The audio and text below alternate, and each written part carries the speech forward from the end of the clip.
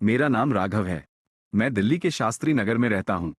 पेशे से मैं एक फ्रीलांस पत्रकार हूँ जो छोटी मोटी खबरें लिखकर गुजारा करता हूँ।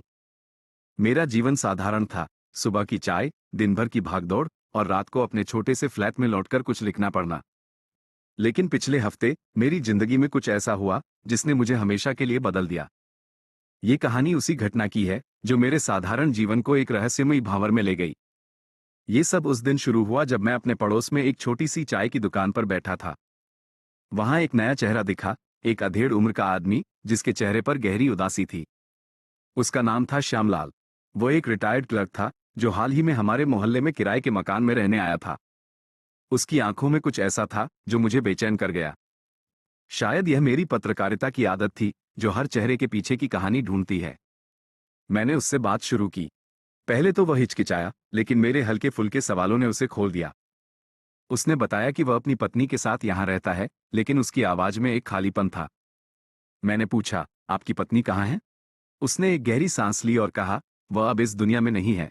उसकी आंखें नम हो गईं और उसने बात बदल दी। लेकिन मेरे दिमाग में कुछ अटक गया। उसकी उदासी में कुछ छिपा था। अगले दिन मैंने मोहल्ले में श्यामलाल के बारे में पूछताछ शुरू की। मुझे पता चला कि वह अपने मकान में अकेले रहता है।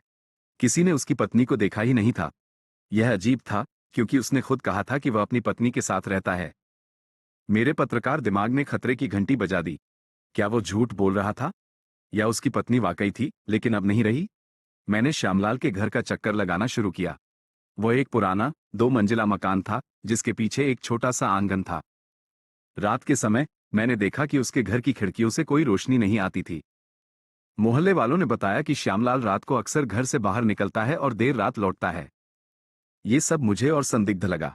एक रात मैंने हिम्मत जुटाकर श्यामलाल का पीछा करने का फैसला किया। मैंने अपनी साइकिल उठाई और उसके पीछे पीछे चला। वो एक सुनसान गली से होते हुए दिल्ली की पुरानी बस्ती की ओर बढ़ा। वहां एक पुराना गोदाम था जो सालों से बंद पड़ा था। श्यामलाल ने गोदाम का ताला खोला और अंदर चला गया। मेरे दिल की धड़कनें तेज हो गईं। मैंने चुपके से गोदाम के पास जाकर एक टूटी खिड़की से झांका। अंदर श्यामलाल एक पुराने बक्से के पास बैठा था। उसने बक्सा खोला और उसमें से कुछ कागजात निकाले। मैंने ध्यान से देखा, वो कुछ तस्वीरें थी। लेकिन जो मैंने देखा उसने मेरे होश उड़ा दिए। तस्वीरों में एक औरत थी जो श्यामलाल की पत्नी जैसी दिखती थी। लेकिन उसकी तस्वीरों के पीछे कुछ लिखा था जो मैं दूर से पढ़ नहीं पाया। फिर अचानक श्यामलाल ने पीछे मुड़कर देखा और मुझे लगा कि उसने मुझे देख लिया। मैं फौरन वहां से भागा। अगले दिन मैंने अपने एक पुराने पुलिस वाले दोस्त इंस्पेक्टर अजय से मदद मांगी। मैंने उसे सारी बात बताई। अजय ने कहा, राघव, तू फिर से अपनी पत्रकारिता के चक्कर में पड़ गया। लेकिन ठीक है, मैं इसकी जांच करवाता हूं। उसने श्यामलाल के नाम और पते की जांच शुरू की। कुछ घंटों बाद अजय का फोन आया। उसकी आवाज गंभीर थी।